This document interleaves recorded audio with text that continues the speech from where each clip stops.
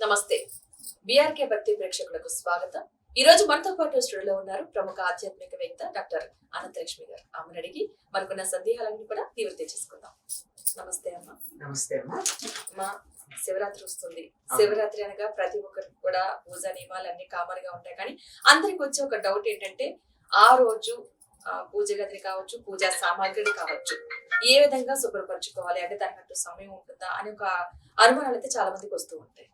So వాటికి సంబంధించి అమ్మా, ఏదైనా ఒక పండగ కానీ, ఒక పవిత్రమైనటువంటి రోజు కానీ, ఒక వ్రతం చేసుకుందామని కానీ, ఒక ప్రత్యేకమైన పూజ చేసుకుందామని కానీ అనుకుంటే ఆ రోజు శుభ్రం చేసుకోవడం అనేది పెట్టుకోరమ్మా. ముందే శుభ్రం చేసుకుంటారు. రేపు ఇంట్లో సత్యనారాయణ వ్రతం అంటే పొద్దున్న లేచి ఇల్లు కడుక్కోరు కదా, ముందు రోజు. అంతే కదా.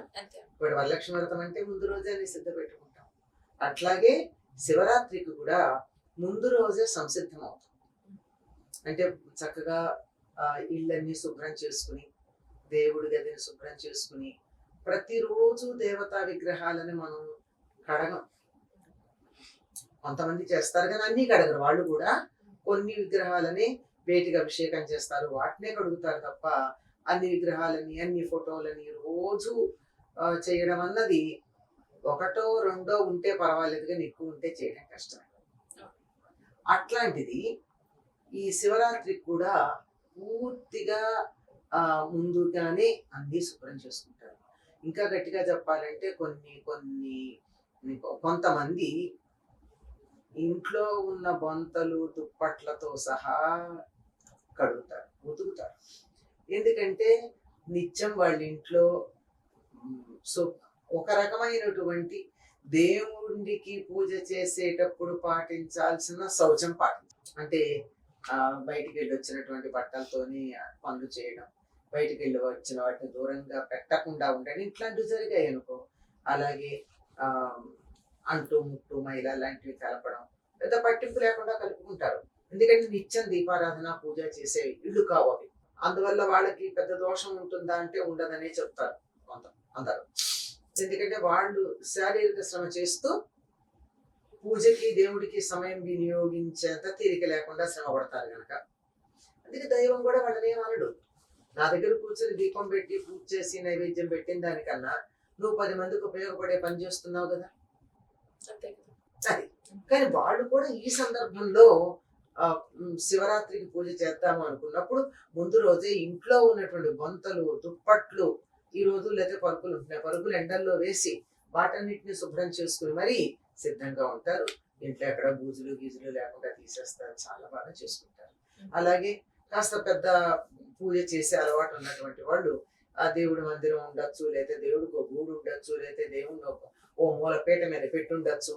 వాటన్నిటిని శుభ్రం చేసుకుని శివరాత్రి నాడు శుభ్రం చేసుకునేటటువంటి దానికోసం సమయాన్ని వెచ్చించకుండా ముందే చేసుకుంటారు. అయితే ఏదో కారణంగా ఊరిళ్ళు వస్తాం, మరి ఏదో కారణాలు ఉంటాయి, అట్లాంటివి తప్పనప్పుడు తప్పదు. మామూలుగా అయితే ముందే చేసుకుంటారమ్మా. ఆనాడు ఇంకా లేచిన దగ్గర నుంచి శివ ధ్యానంతోనే, శివ పూజతోనే సమయం గడపటం ఉత్తమమైనటువంటి పద్ధతి. ఎప్పుడైనా సరే పూజా సామాగ్రి అవి శుభ్రం చేసుకున్నట్టు కాస్త శివనామ స్మరణతో అయితే భక్తి భావంగా చేసుకున్నట్టు ఉంటుంది అంటారు. కాదు, ముందు చేసేస్తాం కదా, ఇంకా ఆ రోజు చేసేవన్నీ. అంటే ఉదాహరణకి నేను ఎంత ఇల్లు కడుక్కున్నా ఇవాళ మళ్ళీ పాచిళ్ళు ఉంచాం కదా, తుడుచుకోవడం, దేవుడి దగ్గర దీపాలు పెట్టుకోవడం, దీపానికి కావాల్సిన ఏర్పాట్లు చేసుకోవడం, పూజకు కావాల్సిన ఏర్పాట్లు చేసుకోవడం, ఎన్ని ఉంటాయి. ఇవన్నీ చేసేది కూడా శివుడి మీద దృష్టి పెట్టి చేస్తే బాగుంటుంది. ఇప్పుడే ఇల్లు కడుక్కోవాలి, ఇప్పుడే దేవుళ్ళని శుభ్రం చేసుకోవాలి అంటే మధ్యాహ్నం సాయంకాలం అవుతుంది, విసుగొస్తుంది, నీరసం వచ్చేస్తుంది. అవును, ఖచ్చితంగా. ఎందుకంటే చేయాల్సిన పని ముందు చేయడం వల్ల కూడా కాస్త నెక్స్ట్ డేకి, తర్వాత రోజుకి, శివరాత్రి రోజుకి కొంచెం భక్తి భావం అంటే ముందుగా చేయడం అనే అలవాటు ఒకటి. అది కాకుండా ప్రత్యేకంగా ఈ రోజు శుభ్రం చేయడం పెట్టుకోకూడదు. దానివల్ల కొంచెం సమయం కలిసి రావడం ఒకటే కాదమ్మా. ఈ రోజు పూజ చేయాల్సిన రోజు నువ్వు ఇల్లు శుభ్రం చేస్తానంటే ఎట్లా కుదురుతుంది? ఆ పని మీద ధ్యాస ఉండదు, కంగారుగా అయిపోతా ఉంటాయి అన్ని పనులు. మనసు ఏదో చేసామన్న పేరుకే తప్ప భక్తిగా చేయలేం. ఆ రోజు పూజ చేయాలి, చేసాం అన్నట్టు. ఓకే. తర్వాత యాక్చువల్ గా ఆ శివరాత్రి రోజున పాటించాల్సిన నియమాలు ఏమన్నా ఉన్నాయి? అంటే ఉపవాసం ఉండటం అనేది ప్రతి ఒక్కరు ఉంటారు. కొంతమంది ఉండగలుగుతారు, కొంతమంది ఉండలేకపోతారు. ప్రత్యేకించి ఏమైనా పాటిస్తే మంచి జరిగే అవకాశాలు ఎలాంటి నియమాలు పాటిస్తే మంచిదంటారు? అంటే మామూలుగా నిత్య పూజ చేసుకునే వాళ్ళు ఉంటారు కదా, మా నిత్యం రకరకాల అందరూ ఒకలా ఉండరు. సంధ్యావందనం చేసుకునే వాళ్ళు ఉంటారు, నిత్య పూజ చేసుకునే వాళ్ళు ఉంటారు. నిత్యం పూజ చేయరు కానీ దేవుడి దగ్గర ఒక దీపం పెట్టేసా లేదా ఒక అగరొత్తి వెలిగించేసో దండం పెట్టుకు వెళ్ళిపోయే వాళ్ళు ఉంటారు. ఎవరి వీళ్ళు బట్టి వాళ్ళు చేస్తారు కదా. అవన్నీ మానకుండా ముందలు చేసుకోవాలి. అంటే స్నానాధికాలన్నీ నిర్వర్తించాక ఏ వ్రతం పూజ చెయ్యాలన్నా మొట్టమొదట పాటించాల్సిన నియమం ఏమిటి అంటే సూర్యోదయానికన్నా ముందు నిద్ర లేవాలి.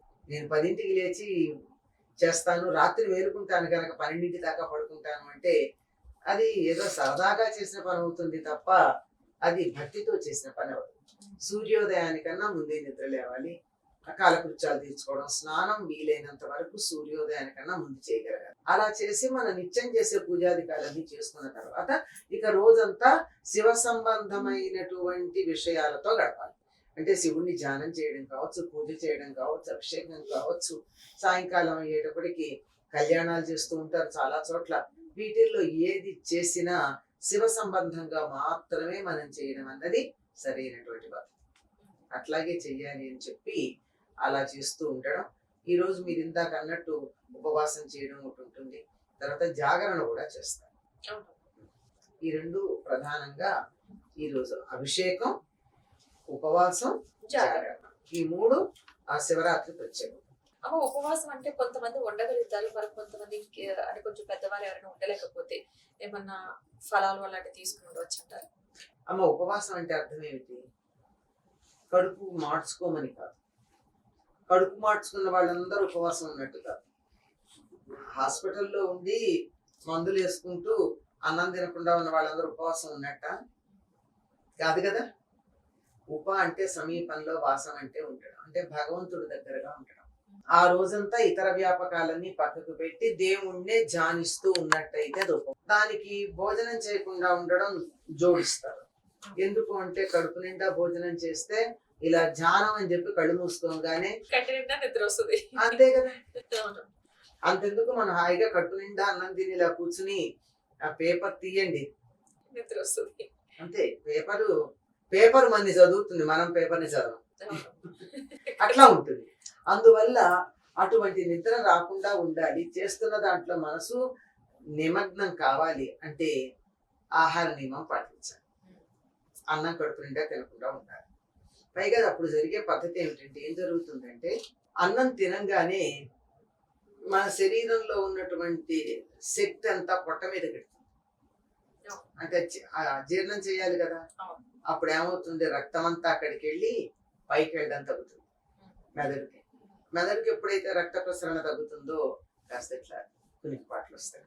అందువల్ల తినద్దు అన్నారు. దీనివల్ల ఇంకో ఉపయోగం కూడా ఉంది.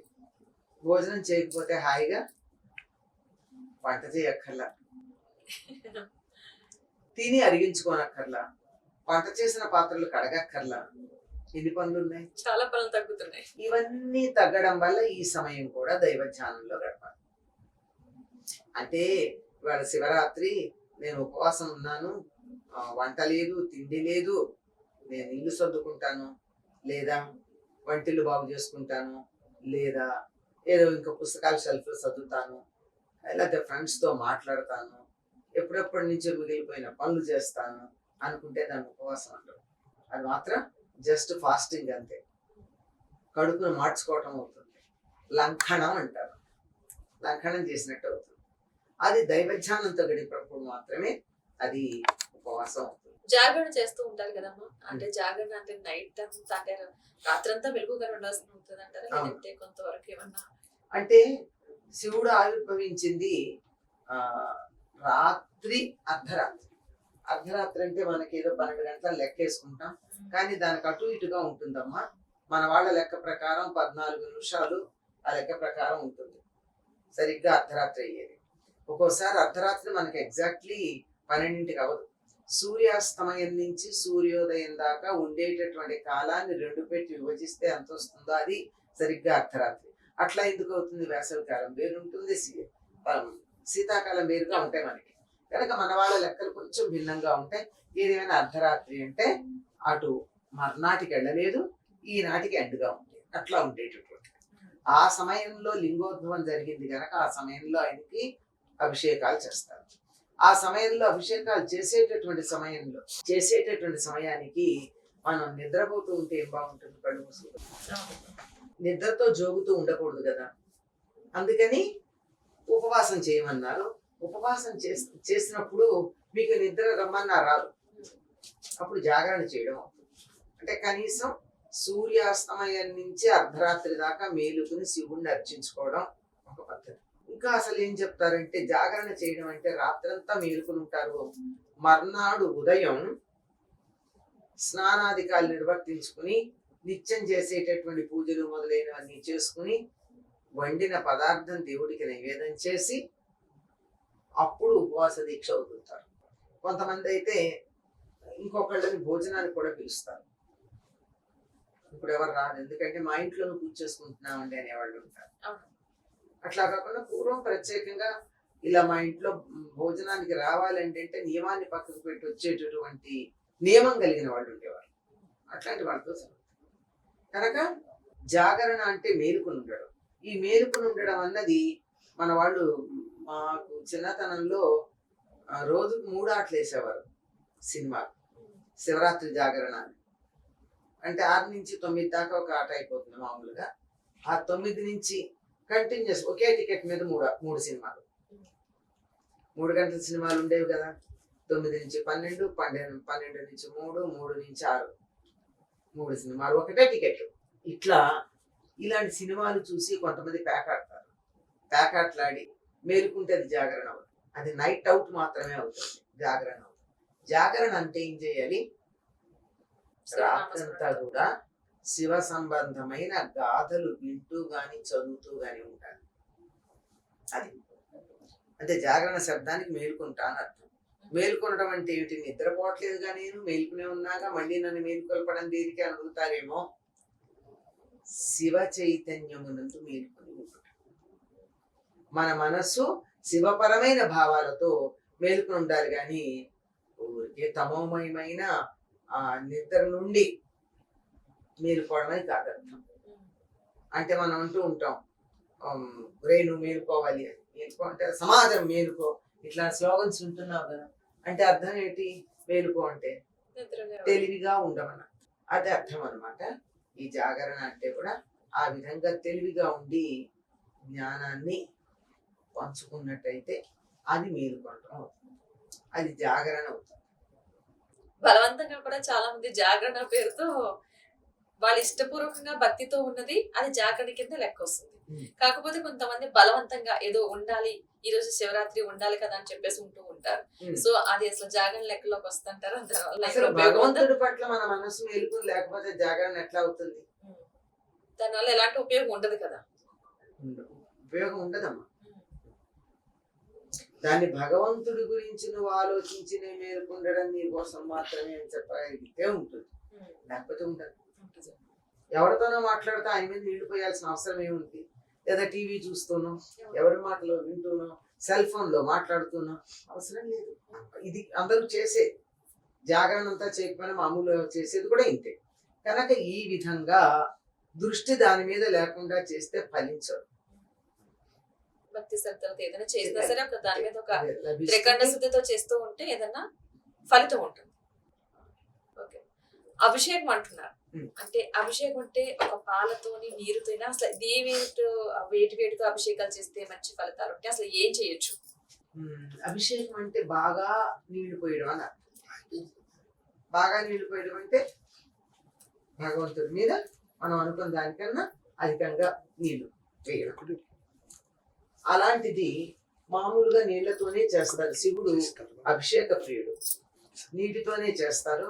కానీ ఆయనకి మామూలుగా పంచగవ్యాల్లో భాగమైనటువంటి వాటితో కూడా చేస్తారు.